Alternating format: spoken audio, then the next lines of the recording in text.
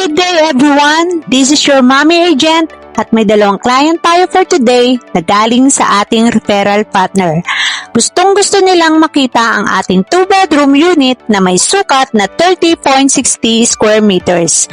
Ayun na nga mga kamamshi, pupuntahan na natin yung unit na napili natin para sa kanila.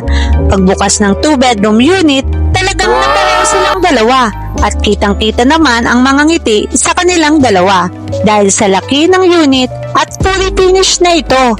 Gamit na lang talaga ang kulang dahil ready for occupancy na ang unit sa halagang 10,000 to 25,000 na cash out depende sa unit na gusto mo. Ito pa ang good news, pwedeng ipamana sa next generation mo.